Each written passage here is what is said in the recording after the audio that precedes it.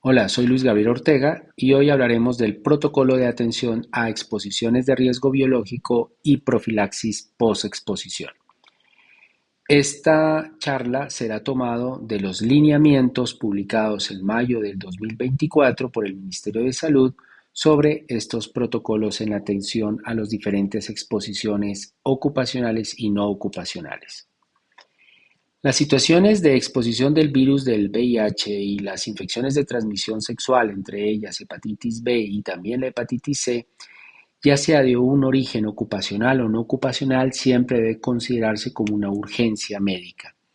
Incluso el riesgo de transmisión del VIH, hepatitis B y C varía de acuerdo al flujo al cual haya sido expuesto y el tipo de contacto.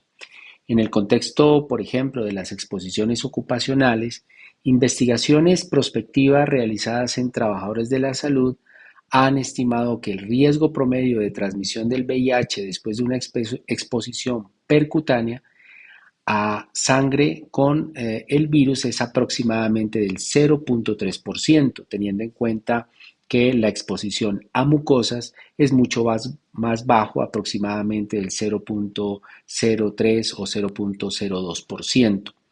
El riesgo de adquirir en el caso de la infección por hepatitis B después de un accidente percutáneo con sangre contaminada depende de los marcadores de infección de esa persona donante de la sangre. Se ha estimado que, por ejemplo, el riesgo de adquirir puede ser aproximadamente el 30% si la fuente de la sangre es positiva para hepatitis B, es decir, antígeno de superficie positivo con antígeno E positivo, y alrededor del 6% de riesgo de adquirir hepatitis B si la fuente es antígeno E negativo. En el caso de la hepatitis C, la tasa promedio de seroconversión después de una exposición percutánea es aproximadamente del 1,8%. Si nosotros vemos entonces en estos tres últimos virus, VIH, B y C, podemos ver de que la proporción de transmisión de la infección por VIH es la más baja de esas tres, 0,3%. Luego le sigue hepatitis C con 1,8 y la más alta de todas es la hepatitis B. La exposición de riesgo biológico no ocupacional es cuando hay un contacto de membranas mucosas o piel no intacta o una exposición percutánea por herida con un objeto cortopunzante, o también puede ser por sangre o un fluido que sea potencialmente infeccioso pero fuera del ámbito laboral, como la exposición sexual sin protección o cuando hay un fallo de la misma o cuando hay exposiciones a mucosas o también pinchazos accidentales o mordeduras humanas, entre estos ejemplos. Y cuando hablamos de una exposición de riesgo ocupacional, es el contacto de membranas mucosas, de piel no intacta o exposiciones percutáneas por herida con un objeto cortopunzante por parte de un trabajador por causa o por ocasión o a consecuencia de la realización de un trabajo o un oficio dentro de este ámbito laboral en el ámbito de salud, con estos fluidos que son potencialmente infectantes. Nosotros cuando miremos estas casos de notificación, de casos según la modalidad, por ejemplo, en el caso en el año 2022 por modalidad de violencia, estamos viendo de que la proporción de notificaciones más altas es por violencia física, siguiendo la violencia sexual y luego la negligencia y abandono y por último violencia por factores psicológicos. Y ya en el año 2023 vemos que esta notificación no ha cambiado, sigue siendo la violencia física la de más alta incidencia, pero sí podemos ver un incremento de estas notificaciones, siendo más de 140.000 casos en el año 2022 a pasar a más de 158.000 casos en el año 2023. Y esto pues nos podemos dar cuenta pues con las diferentes tendencias en los últimos años. De estos casos que se reportan, ¿sí? A través de este código CIE-10, que es el Z206, que significa contacto con y exposición al virus de inmunodeficiencia humana, pues hasta el año 2022, en la semana, casi en el último periodo de la semana epidemiológica, finalizando en el último trimestre del año, pues ya habían aproximadamente más de 2.400 notificaciones por estos accidentes ocupacionales y no ocupacionales. En los programas de atención a víctimas de violencia sexual, ¿sí? Es importante revisar que para el año 2022, de acuerdo a los casos registrados en el CIVIGILA, las necesidades de uso de profilaxis para VIH o para hepatitis B y otras profilaxis y la anticoncepción de emergencia están alrededor entre un 58% de los que se les aplicó estas profilaxis para VIH y en el caso de anticoncepción de emergencia un 46%. Para el año 2023 vemos de que no hay un incremento esperado, ¿sí?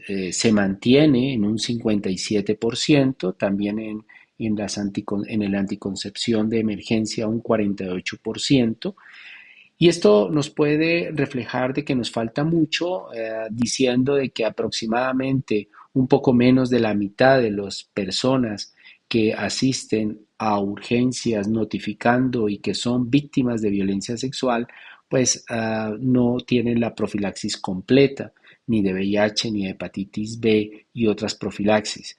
Una de esas causas muy probablemente sea de que los pacientes asisten de una manera tardía o no, simplemente no notifican estos casos de violencia sexual. En el plan de respuesta ante las ITS, VIH y coinfección y hepatitis B y C por el Ministerio de Salud y por Organización Panamericana de la Salud y OMS, nos ponen unas metas. Y las metas es que debe ser el 95%. El 95% de las víctimas de violencia sexual que consultaron dentro de las primeras 72 horas del evento deben de haber recibido profilaxis, tanto para VIH como para otras profilaxis de otras ITS. Otras ITS como en el caso de hepatitis B, hepatitis C y para manejo sindromático de infecciones de transmisión sexual. Recordemos la resolución 459 del año 2012, que son los pasos en la atención de víctimas de violencia sexual. El primer paso, chequeando acá en esta gráfica, está la preparación de la comunidad para acceder a los servicios integrales de salud dirigidos a las víctimas de violencia. O sea, tiene que ver mucho con los procesos de promoción. El segundo paso, que es la verificación y mantenimiento en las condiciones mínimas necesarias para brindar la atención, es decir, la habilitación. Este es un proceso de habilitación de las IPS para la atención integral de víctimas de violencia sexual. El paso 3, que es la recepción inmediata de las víctimas de violencia sexual como un acto de urgencia, o sea, es una urgencia médica. Y el cuarto paso, que es la realización de una valoración clínica completa inicial a la víctima. El paso 5, que es la toma de pruebas diagnósticas necesarias para explorar el estado de salud de la víctima. El paso 6, asegurar la profilaxis sindromática para las otras ITS, que es un tema que lo vamos a revisar en adelante. Y el paso 7, asegurar la profilaxis para VIH, que es una profilaxis post-exposición antes de las 72 horas. Y luego el paso 8, que es asegurar la anticoncepción de emergencia y también adicional a esto el acceso a la interrupción voluntaria del embarazo. Paso 9, asegurar una intervención terapéutica inicial especializada en salud mental. El paso 10, que es planear un seguimiento clínico a la víctima, y el paso 11, que es ya la derivación a otros profesionales de la salud que se requieren, en este caso, para la atención, y el paso 12, que ya es derivar a otros sectores que también están involucrados, como fiscalía y otros entes regulatorios. Luego el paso 13, que es efectuar los procedimientos de vigilancia en salud pública y notificación. Paso 14, la realización de los seguimientos rutinarios que requiere una víctima, el seguimiento constante, y el último paso, que es ya efectuar un adecuado cierre de este caso. Primero caractericemos bien las diferencias entre las exposiciones de riesgo ocupacionales y no ocupacionales. Miremos la persona expuesta, miremos la fuente, miremos qué exámenes se necesitan y qué hay que tener en cuenta en cada una de estas situaciones. Lo primero, pues hablemos de las personas expuestas a una exposición de riesgo, ya sea ocupacional o no ocupacional. Lo primero que digamos que una tarea importante es definir la edad, ya que una cosa es ser menor de de 13 años, es decir, de 12 años hacia atrás, o la otra pues es mayor de 13 años por el término de seguimiento y farmacología. Los medicamentos que se usan para las profilaxis, ya sea VIH o para ITS, ¿sí? Es importante saber esta edad porque a partir de los 13 años en adelante las dosis son iguales que el adulto. Lo otro, hay que definir si es gestante o no gestante, entonces ahí uno ve la priorización entre el anticonceptivo o la motivación para hacer interrupción voluntaria, o la información que hay que dar para interrupción voluntaria del embarazo. Tenemos que tener en cuenta los antecedentes médicos. Muchos pacientes de pronto ya han documentado que tienen infección por VIH, por hepatitis B o por hepatitis C, o si tienen enfermedad renal o una enfermedad hepática, una coexistencia que es necesario nosotros conocer. Y por otro lado, establecer cuál es el estado de vacunación, sobre todo para hepatitis B, y la respuesta inmunológica, pues que de los títulos de anticuerpos frente a esta vacuna. Los datos de vacunación de la persona expuesta van a ayudar muchísimo a determinar a través de estos títulos de anticuerpos pues la necesidad o no de nuevos esquemas de vacunación. Las pruebas de laboratorio iniciales que se le deben hacer a una persona expuesta a estas exposiciones de riesgo están primero la prueba de VIH. La prueba de VIH, que debe ser una prueba, idealmente una prueba rápida, ideal que sea de cuarta generación. Recordemos que las pruebas de cuarta generación son capaces de detectar el antígeno P24 y los anticuerpos totales para VIH tipo 1 y tipo 2. La ventaja de las de cuarta generación es el periodo de ventana, ya que estas tienen un periodo de ventana aproximadamente de 20 a 25 días, frente a las pruebas de tercera generación, que si bien pueden tener la misma sensibilidad o especificidad que las de cuarta, pero su periodo de ventana es más o menos entre 30, incluso hasta 35 días. También incluye las pruebas de caracterización de hepatitis B, como es el antígeno de superficie, los anticuerpos de superficie y el anticore total. Prueba rápida para hepatitis C, y ahora incluye en esta nueva guía o en este nuevo lineamiento los anticuerpos totales para HTLV1 y 2. Dice aquí, pendiente de publicación del nuevo protocolo, pero el protocolo ya salió a principios de junio del 2024, y es el protocolo de atención que se debe hacer cuando hay anticuerpos HTLV1 y 2 positivos. También está, no nos olvidemos, en mujeres en edad fértil, también incluir la prueba de embarazo. En la fuente, ¿qué es importante? Pues determinar inmediatamente si es una fuente conocida, porque si es fuente conocida le podemos hacer las pruebas básicas como VIH, como hepatitis B o hepatitis C, y esto va a determinar también la profilaxis que vamos a llevar en nuestro paciente. Pero puede ser una fuente desconocida, y si es una fuente desconocida vamos a asumir que esa fuente desconocida tiene VIH, tiene hepatitis B y tiene hepatitis C. Entonces, vamos a asumir ese rol de riesgo. Las características de la exposición. muy importante conocer, por ejemplo, cuál fue el mecanismo de exposición, ver si el accidente o ese riesgo fue por una punción percutánea, ¿sí? Y si fue percutánea, la profundidad también nos puede interesar, si sangró o no la herida. Nos puede también interesar el tipo de objeto con la cual ocasionó la lesión percutánea.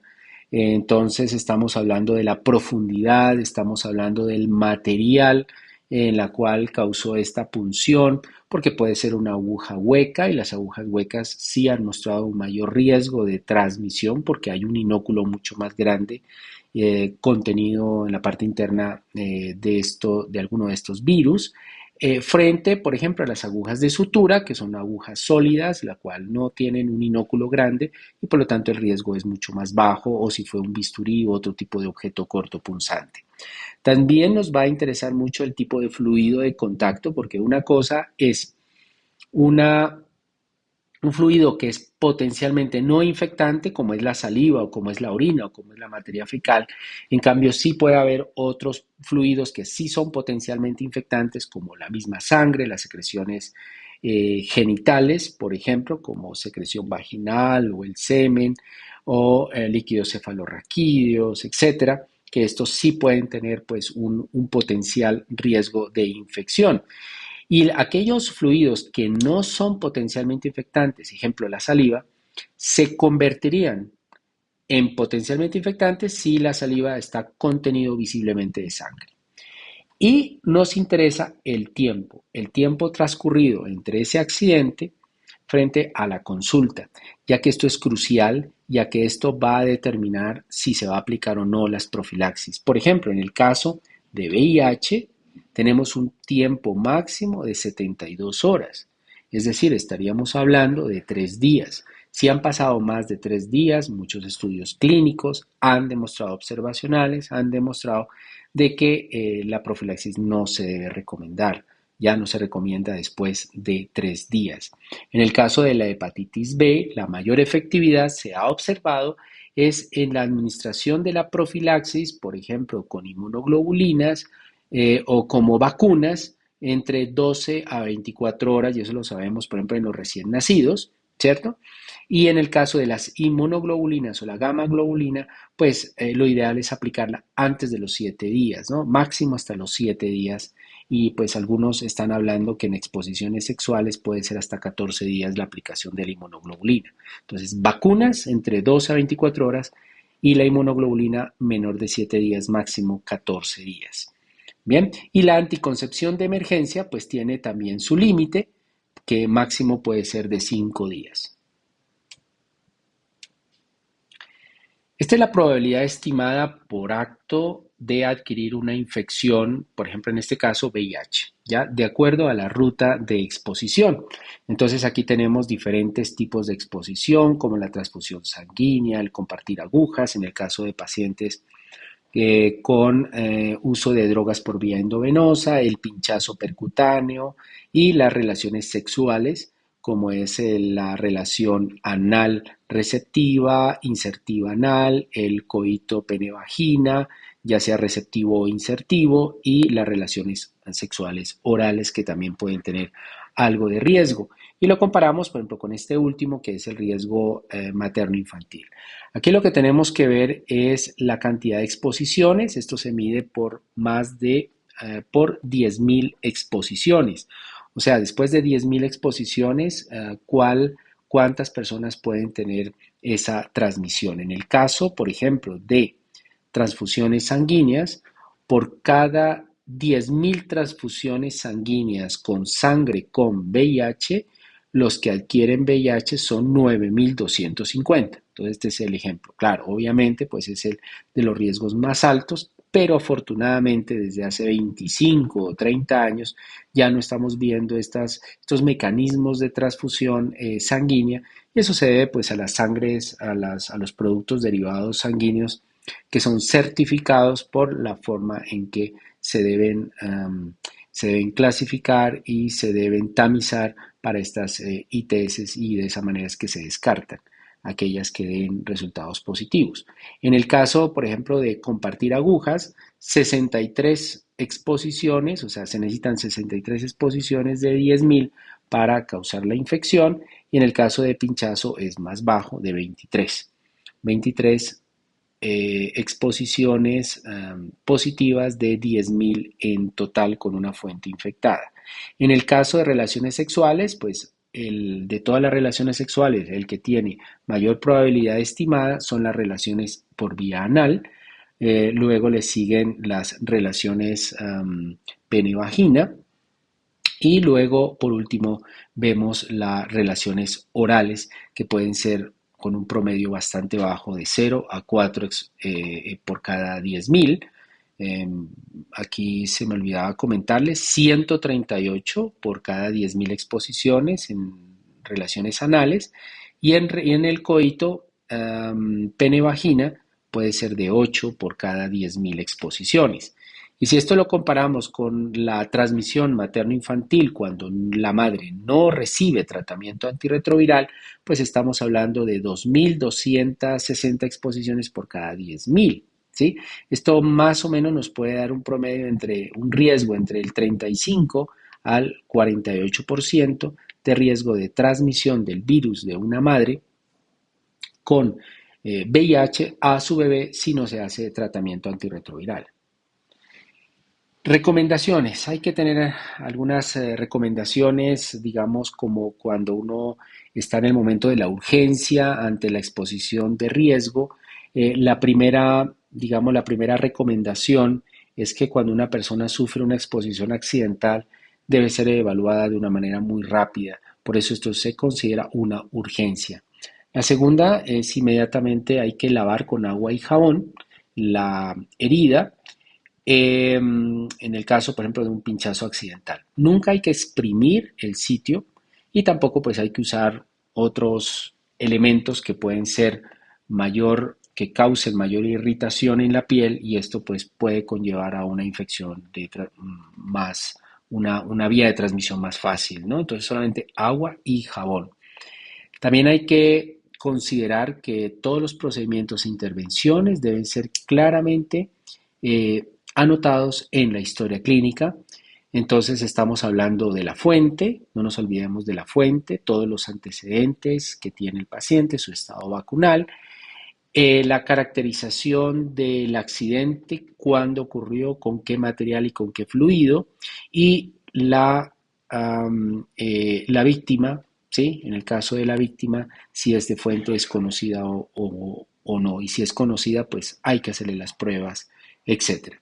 En número 4, iniciar lo antes posible la profilaxis post-exposición, eh, con un término, digamos, preferiblemente antes de las 72 horas, entre 24 y 72 horas. También hay que considerar que se recomienda realizar la profilaxis post-exposición en las exposiciones con riesgo alto o apreciable. Entonces, esto es lo que vamos a ver bien, porque no todas las exposiciones van a requerir una profilaxis post-exposición, y ahora les vamos a explicar un poco mejor. Por eso, en el número 6 siempre debemos hacer una valoración individual, ¿sí? No todos los accidentes de riesgo ocupacional o no ocupacional necesitan profilaxis post-exposición. En general, por ejemplo, hablando de este tema, ¿en quién vamos a iniciar la profilaxis post-exposición? Se va a iniciar si la fuente, estamos hablando de la fuente, es positiva para el VIH, tiene una carga viral detectable, ya porque no reciba tratamiento por otra circunstancia o porque ya se le detectó en ese momento después del accidente, o si la fuente es desconocida, o si no se sabe cuál es el estado de infección de VIH, pero estoy hablando de la fuente, ¿sí? Entonces, vamos a iniciar PEP cuando no conocemos de dónde viene la fuente, no conocemos el estado de VIH, o si tiene VIH pero su carga viral está detectable o no está recibiendo tratamiento antirretroviral. ¿En quién no se considera una profilaxis post-exposición? Sería un caso en particular cuando la exposición sexual en que la fuente es positiva para VIH y que dicha fuente cuenta con una carga viral indetectable gracias al tratamiento antirretroviral, pero esta carga viral debe ser con un periodo máximo de los últimos 2 meses. Entonces mira que es algo como bastante, digamos, minucioso esta recomendación, ¿sí? Para no dar profilaxis posexposición, paciente de fuente VIH con tratamiento y con carga viral indetectable en los últimos 2 meses. Tampoco se recomienda dar una PEP, una profilaxis posexposición, en caso de que la fuente, ¿sí?, no tenga VIH, ¿sí?, o que el riesgo de exposición no sea de característica sexual, ¿bien? O que la fuente tenga VIH y tenga una carga viral indetectable. Entonces, en estos casos no se recomienda iniciar la profilaxis.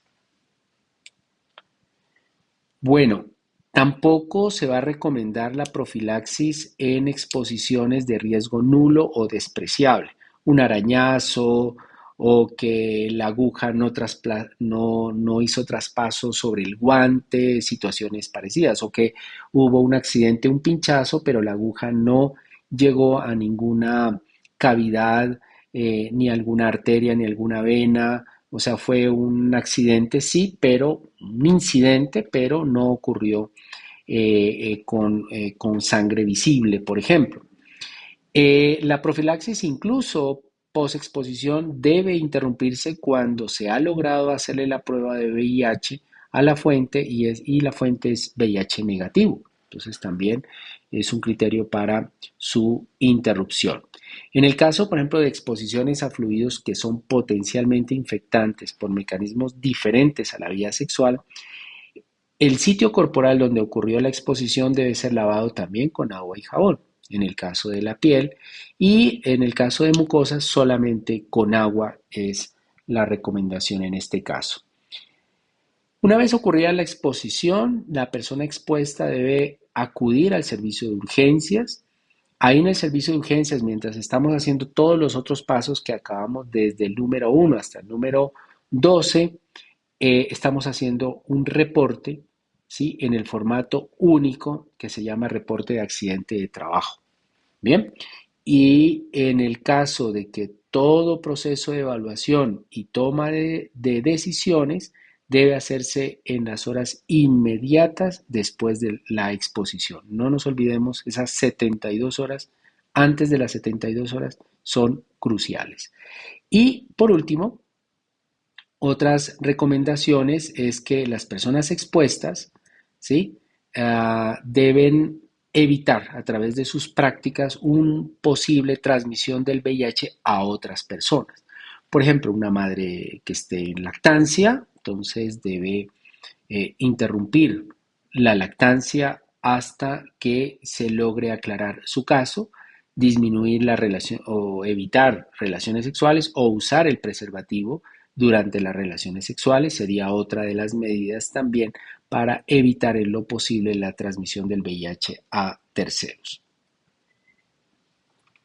Este es el kit de profilaxis post-exposición. En este kit nos habla de tener en nuestro, en nuestro sitio de urgencias o de atención al menos 2 pruebas rápidas. Ojalá que esas pruebas rápidas sean de cuarta generación. Todas las pruebas de tercera y cuarta generación actuales tienen muy buena sensibilidad y especificidad, y estas sean lo más cercana al 99.5%. No nos olvidemos que estas pruebas deben de tener toda su solución diluyente que sea de la mismo laboratorio en el cual estén las pruebas. 2 pruebas rápidas para sífilis, pruebas de embarazo también dos pruebas para detección del antígeno para hepatitis B, 2 pruebas para la detección de anticuerpos para hepatitis C, todas ellas con su diluyente, obviamente, 10 lancetas, micropipetas para poder hacer el desarrollo de las pruebas, el rotulador para poder marcarlas, las pruebas rápidas, y también están los medicamentos antirretrovirales Estos medicamentos deben ser para un tratamiento completo de 30 días, porque nosotros no podemos entregar días por menos tiempo. Tiene que uno entregarle en urgencias los días completos, los 30 días completos. Podemos tener un kit de 2 tratamientos completos para adultos y 2 tratamientos completos para niños. También contar con los otros antibióticos que se usan para el tratamiento de ITS, que ahora hablaremos de ellos, la vacuna para hepatitis B y la gamma globulina, la anticoncepción de emergencia, que en este caso puede ser levonorgestrel en tabletas, el dispositivo intrauterino también, y los formatos de control de inventario, de fechas de vencimiento y el formato de reporte de interpretación de las pruebas y la ruta también debe estar incluido. ¿Qué exámenes se hacen al inicio? Entonces, esto ya lo habíamos visto en el anterior cuadro, la prueba de VIH, el antígeno de superficie para hepatitis B y también se le agrega los anticuerpos y el anticore total, hepatitis C, sífilis, prueba de embarazo y como el paciente va a iniciar una terapia antirretroviral, debemos consultar su cuadro hemático en el caso que incluya acidobudina, ya que la acidobudina como medicamento antirretroviral tiene en algunas situaciones riesgos de hematotoxicidad, como es anemia o como visitopenia, trombocitopenia, entonces hay que evaluar con el cuadro hemático. Con función renal, en el caso que se incluya dentro de las profilaxis, y la mayoría de las profilaxis van a incluir el tenofovir diproxilfumarato frente a otros antirretrovirales, ahora los vamos a revisar, pero la función renal es muy importante conocerla. Aquí tenemos las terapias antirretrovirales. Recordemos que estas terapias antirretrovirales nacen en Colombia a través de la Guía de Práctica Clínica para VIH 2021 y ya nos hablan pues del uso de estos esquemas. Uno de los esquemas pues más usados es el tenofovir diproxilfumarato, esto es una sola tableta, unido a la entricitabina. Y aparte viene el dolutegravir. Entonces el paciente estaría tomando 2 tabletas, uno de tenofovir diproxilfumarato con entricitabina y el dolutegravir aparte. Entonces son 30 días de entrega de estos medicamentos. Recordar de nuevo que el inicio debe ser antes de las 72 horas, entre 2 horas a 72 horas después de la exposición de ese riesgo. Pero hay otros esquemas, por ejemplo, en el caso que no encontremos o que no tengamos dolutegravir, podemos reemplazarlo con raltegravir. La situación es que el raltegravir puede aumentar el número de tabletas. Raltegravir ya viene de 600 miligramos, pero también se da 2 tabletas al día, más el tenofovir diproxilfumarato con entricitabina. Serían en total, estaría tomando 3 tabletas en total. Y tenemos esta tercera opción que es un medicamento de una sola pastilla que tiene todo. Tiene el elvitegravir, tiene el tenofovir y la entricitabina. Y pues este medicamento no viene por separado, esto viene dispuesto en una sola pastilla. Tenemos también una muy buena opción que es el uso del tenofovir entricitabina con darunavir. Darunavir viene en combinación con ritonavir, entonces esto sería una tableta al día por 30 días y estas dos ya vienen en una sola, también en una sola pastilla, también una vez al día por 30 días. Esta es una muy buena opción. Yo me quedaría con esta opción y con la primera como medicamentos de mayor disponibilidad, más fácil conseguir, de mayor consecución por parte de las IPS, CPS, para tener en sus kits de emergencia. Recordar que estos esquemas son para población con un peso mayor de 40 kilos y jóvenes pues por encima o igual a 12 años en adelante. Y también recordar que son dosis fijas. Y también recordar que el tenofovir diproxilfumarato depende mucho de la tasa de filtración glomerular, ya que tasas de filtración glomerular por encima o mayores de 30 mililitros minuto, sí se puede usar el tenofovir diproxilfumarato y con tasas de filtración glomerular por debajo de 50 mililitros minuto, lo ideal pues en este caso es usar el tenofovir alafenamida, que tiene menor impacto sobre la función renal. En el caso de menores de 12 años o con peso menor de 40 kilos, pues tenemos de primera opción el uso del ácido budina, la mibudina con raltegravir o segunda opción abacavir, la mibudina, raltegravir y si no hay raltegravir también lo podemos sustituir con dolutegravir. Esto, pues, digamos que hay que consultar muy bien la guía de práctica clínica pediátrica, ya que las dosis vienen de acuerdo al peso. Si la mibudina incluso se puede usar desde recién nacidos. El abacavir se puede usar a partir de los 3 meses en adelante y pues en el caso del tenofovir diproxilfumarato que se usa en el adulto también hay evidencia o también se puede usar a partir de incluso de los 2 años en adelante también se puede usar. La cuestión es que no hay tenofovir en presentaciones en solución, solamente tabletas adultas y ahí tenemos pues una dificultad eh, para poder administrar en los niños. Así que en los niños nos quedamos con soluciones de sidubudina, lamivudina, con raltegravir o con dolutegravir en tabletas si no hay raltegravir. Para el caso de adolescentes y adultos y la profilaxis post-exposición para infecciones de transmisión sexual de origen bacteriano, la guía nos habla de que estas deben ser en única dosis, dadas en el momento mismo de la consulta por urgencias. Se habla de la ceftriaxona, del metronidazol y la acitromicina. Ceftriaxona con 500 miligramos para aplicación intramuscular única dosis, más 2 gramos de metronidazol y 2 tabletas de acitromicina. De todas maneras, sí debemos de entender lo siguiente. Resulta que la ceftriaxona se usa para el control de la infección por gonococo. Y la infección gonocócica cada vez ha aumentado sus tasas de resistencia. En Colombia la resistencia al gonococo está aproximadamente del 47% y va en incremento. Por lo tanto, ha habido una necesidad de aumentar la dosis de la ceftriaxona. Así que actualmente no es ceftriaxona de 500 intramuscular, sino se sube la dosis a 1 gramo.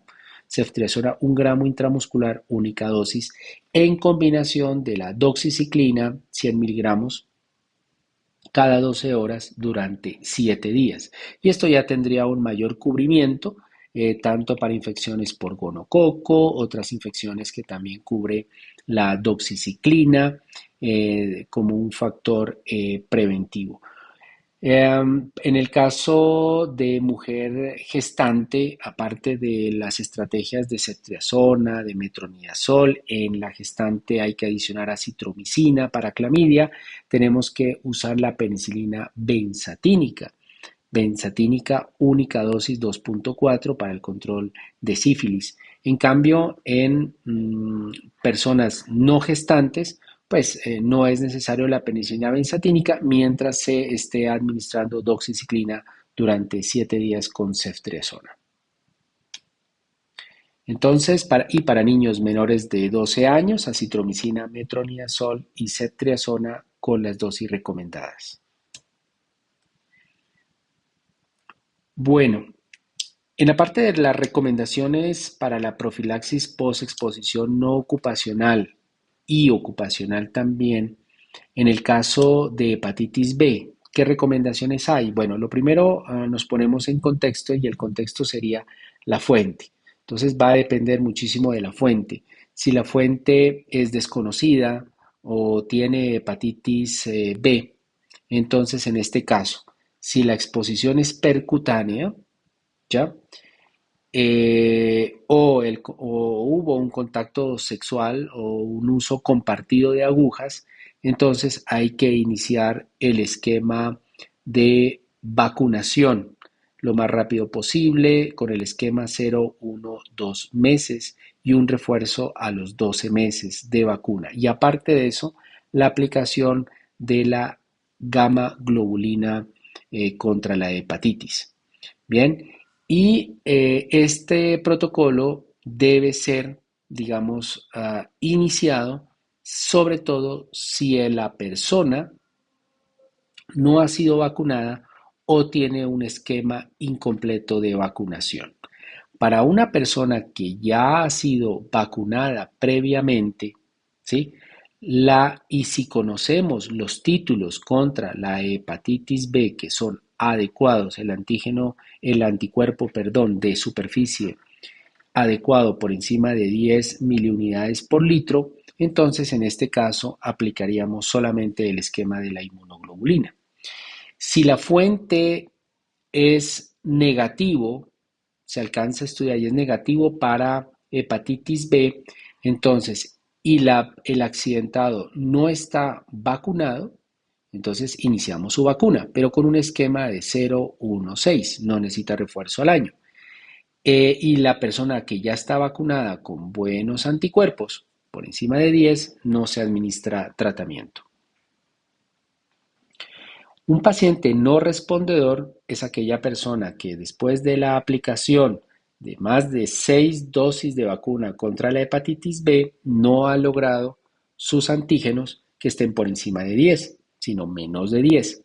Entonces, en estos casos, cada vez que hay un accidente de riesgo ocupacional con las características que acabamos de ver, la idea es la aplicación de la gamma globulina.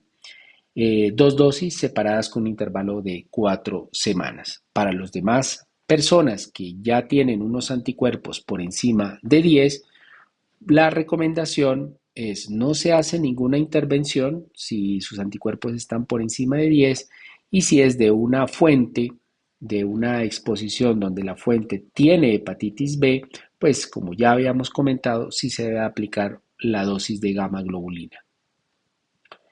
En cuanto a la anticoncepción de emergencia, se debe iniciar en las 72 horas para la recomendación de usar levonorgestrel 2 tabletas en dosis única. Si ha pasado más de 72 horas, máximo hasta 5 días, se debe iniciar las 2 dosis de levonorgestrel y adicionalmente la implantación del dispositivo intrauterino. ¿Qué seguimiento hacemos entonces en los pacientes de riesgo de exposición de estas ITS, VIH y hepatitis B y C? Después de los exámenes iniciales que vemos ahí, cuando ya la persona inicia su profilaxis, debemos de hacer un control de los síntomas, ¿sí? A las 2 semanas podemos hacer un control de cuadro hemático si está usando sidobudina o de creatinina si está usando el tenofovir. Eso va a depender pues de cada caso.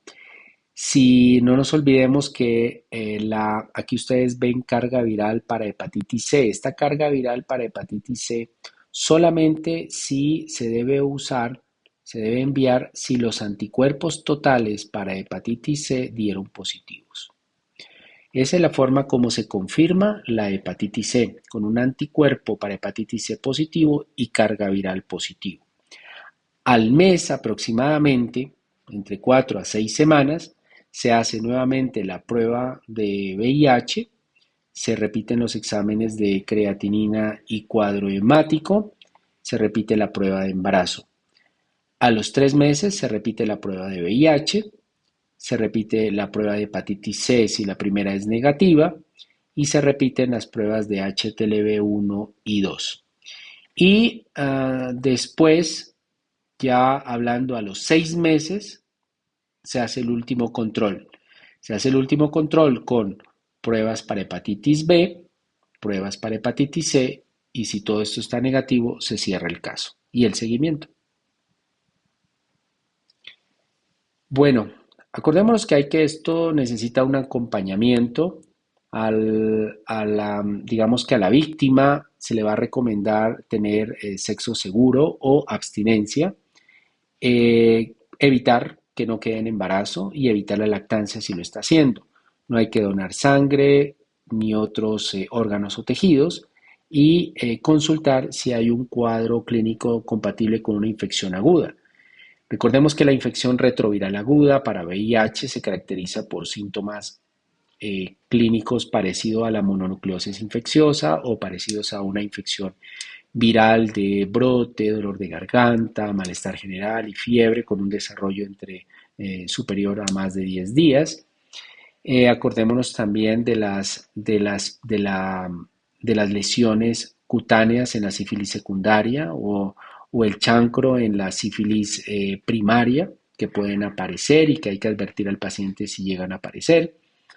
La ictericia en el caso de hepatitis aguda, etcétera. El apoyo psicológico y social permanente, la educación y el apoyo familiar, siempre resolver las dudas, preguntas, inquietudes, que todo quede informado a manera escrita en la historia clínica y hacer una vigilancia de los efectos secundarios por los medicamentos y su impacto emocional. Muchas gracias.